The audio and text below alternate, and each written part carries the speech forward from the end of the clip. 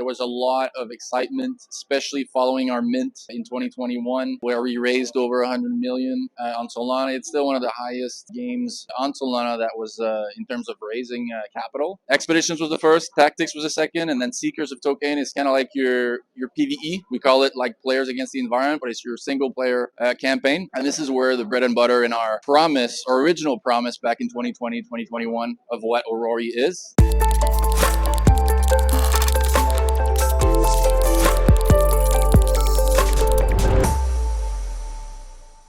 So my name is Johnny Aurory. I'm from Montreal, Canada. Pretty much the majority of the team at Aurory is.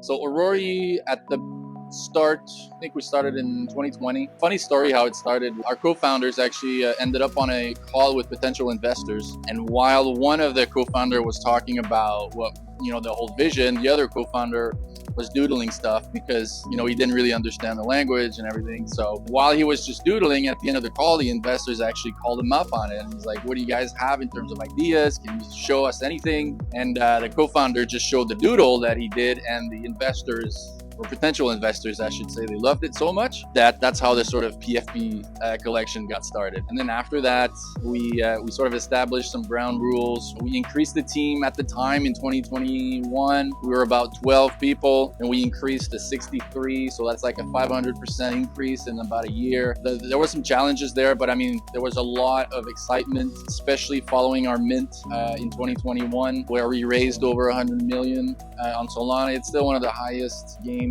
on Solana that was in terms of raising capital. So of course there was a lot of expectations following that mint, and our vision was always about creating a fun gaming experience. I'm not going to call it a platform necessarily, but really for us it was starting to learn a bit about how crypto works, blockchain mixing with the game elements. So our first product was about expeditions. We call it Aurorians on Expedition, and it's really primarily for our holders that have an Aurorian. You can see it as an idle game, so you can stake your Aurorian and then get rewards back. We're still playing around with it, but ultimately that was really our first sort of stab at creating games on the blockchain. Following that, we had a game in the making before I even joined called Tactics. And Tactics is your typical 3 versus 3 game, highly strategy game. It's kind of like, I like to call it chess on steroids, but the community doesn't like that because it doesn't really reflect the gameplay, but essentially it's turn-based. Everything on Aurory is turn-based. It's fairly inspired by Pokemon. Tactics was really the first game that came out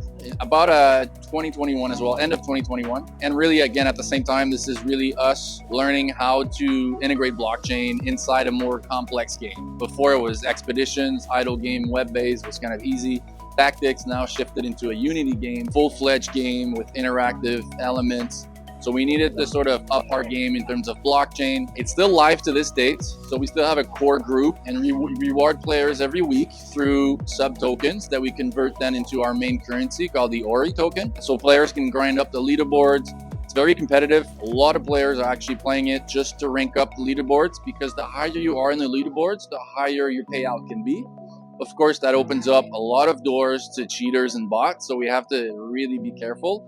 So we have a good, anti-cheating system in place, but there's always a few that slips through the cracks, but that's the nature of the crypto industry right now. So Tactics, we're still supporting it. It's a great game, but it's hard to get started. For those that like depth in terms of gameplay and you want to really invest your time into it, that's a great game. For those that typically don't necessarily have that much time, then we're coming out with this new game, and we're showcasing at Breakpoint this year.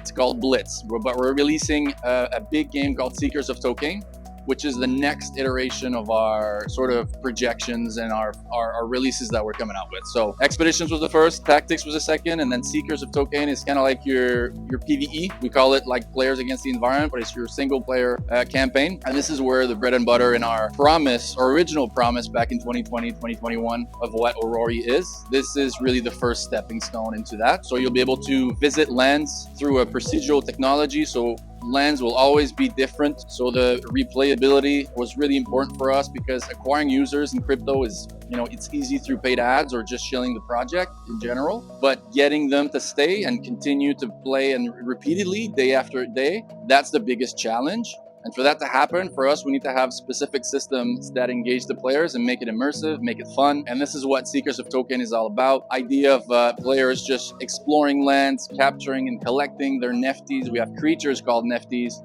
but it's very similar to your Pokemon. So if you guys are familiar with Pokemon, you'll get right in and you'll understand everything pretty quickly. Solana Breakpoint for me has a special place in my heart because Solana was really our first blockchain, and it still is our first blockchain. We do support Arbitrum as well. We developed a tech called SyncSpace essentially that allows us to go cross-chain. But Solana remains really the top chain for us, just in terms of, transaction fees, speed of execution and all that. Especially for a game, for us, it's super important that it's seamless and we're not, charging extra fees to players. For me, it's all about networking, connecting. The vibe is great here. It doesn't really feel like a bear market at all. People are, smiling and excited. So for me, it's all about, the vibe, the networking, getting to understand a bit more about outside of the gaming realm, because I won't lie, my specialty is in gaming. But seeing talks about payments and finance, that's what it's all about. So if you want to know a bit more about crypto in general, I think Breakpoint's a great place to be. This year's Breakpoint, what gets me excited is really all the innovations that is happening.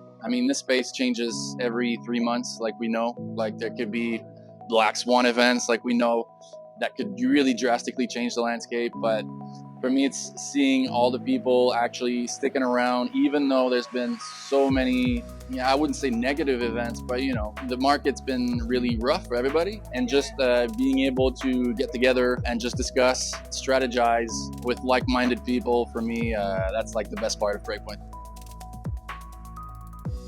I haven't had time to visit Amsterdam so far. I've been really running around, but for me, I think I like the atmosphere. I'm not a big fan of the weather, I'm gonna say. It's really moody and rainy, but I come from Montreal, Canada, where there's snow all over the place. So for me, that's an upgrade. But yeah, it's just a vibe. Really cool people, really smiley again. So, it's great. I can't complain.